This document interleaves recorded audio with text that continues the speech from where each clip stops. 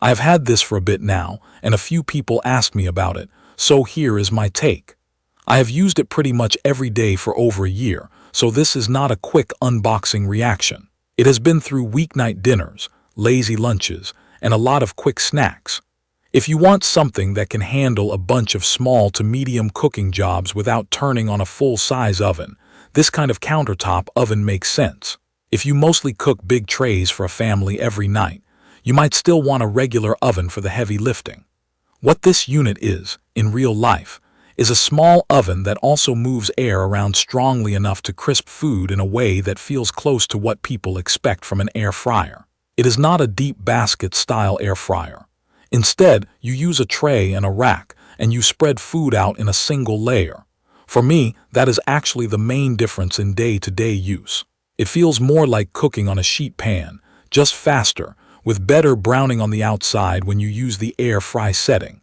On my counter, it looks like a compact toaster oven with a stainless steel front.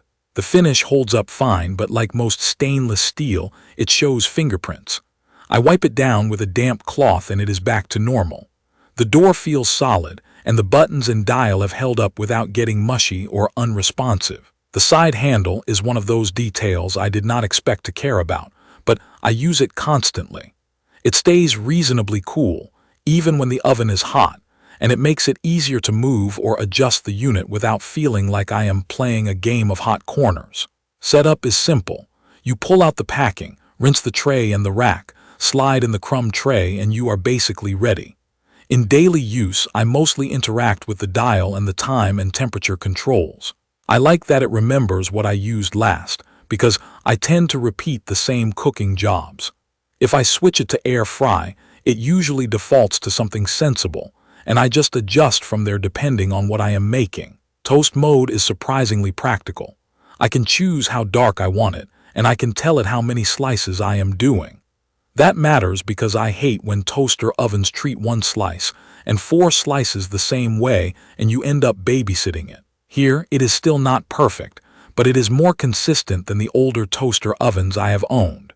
Bagel mode is also useful, especially if you like the cut side more toasted than the outside. I mention that because it is one of those small quality of life things I actually notice. Noise is another thing people ask about. In air fry mode, you can hear the fan, but it is not obnoxious. I can talk over it in the kitchen. It sounds more like a small convection oven than a loud countertop gadget. Preheating is usually quick enough that I do not walk away and forget about it. There is a light that tells you when it is ready, and that makes it easy to use without guessing. Cleaning is straightforward, but you do have to keep up with it. The crumb tray slides out fully, and I usually rinse it in the sink and let it dry. If you ignore it for too long, it will build up, and then you will get that burnt crumb smell. The rack and the air fry basket tray are easy to remove. I do recommend washing those fairly soon after cooking anything greasy. If you let it sit, it takes more scrubbing. That is not unique to this oven. It is just the reality of cooking with circulating hot air and oil. The feature I use more than I thought I would is the way it stores. When I am done, I flip it up and push it back. I did not think I would care, but I have a normal-sized kitchen and I like having counter space.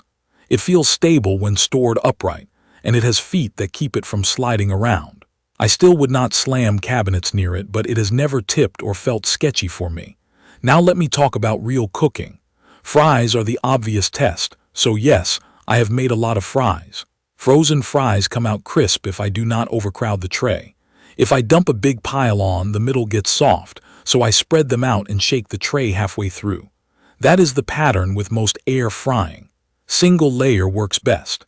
Chicken wings do well too, again, as long as you give them space. I get good browning, and the fat renders out without leaving everything soggy. Roasted vegetables are one of my weekly uses. Broccoli, Brussels sprouts, carrots, all that stuff.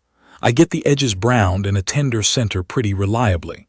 I will say the timing is different than a big oven, so the first week I owned it, I overcooked a couple batches because I used my normal oven habits. Once I adjusted, it became easy. I also bake in it, mostly smaller things. Cookies work if I watch them closely. It can brown faster than you expect, especially near the back. I rotate the tray if I am doing something that needs even color.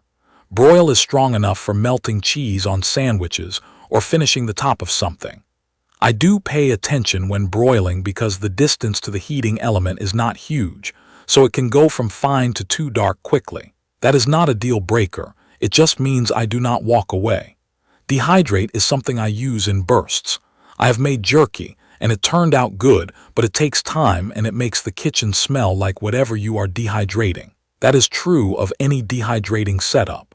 It is nice to have the option without buying a separate machine, but it is not the main reason I reach for this unit day to day. One thing I want to address is smart features and mobile app support, because people ask that with almost everything now. This oven does not rely on a mobile app. There is no setup where you connect it to your phone, and there are no app controls that change how it cooks. For me, that is a positive. I press the buttons, I set the time and temperature, and it starts. If you love app notifications and remote monitoring, you are not getting that here. If you just want something that works every time without extra steps, it is simple. Performance over the long run has been consistent. It heats fast, it holds temperature well enough for the kind of cooking it is meant for, and it cooks evenly when food is placed evenly. The biggest factor is user behavior. If I cram the tray full, it does not magically fix that. If I spread things out and use the rack the right way, I get even air flow and better results. There are a few limitations worth saying out loud. The interior is not huge, so large pizzas or big casserole dishes are not happening.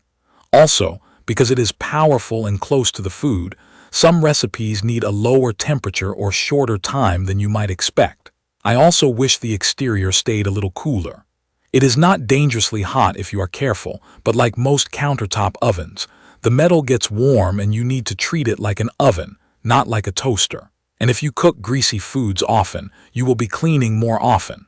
That is just part of owning it. Overall, I keep using it because it fits the way I cook. It handles quick meals, reheats leftovers in a way that does not make them soggy, and lets me make crispy foods without heating up my whole kitchen with the main oven. It is not magic. It is just a well-thought-out countertop oven that I have found easy to live with. If you have been wondering whether it is right for your kitchen, I would think about how often you cook smaller portions, how much you care about saving counter space, and whether you are okay with using trays instead of a deep basket. For my routine, it has earned its spot. If you have questions about a specific food or a specific setting you want me to test, leave a comment. Subscribe to the channel if you want more reviews like this, and thank you for watching.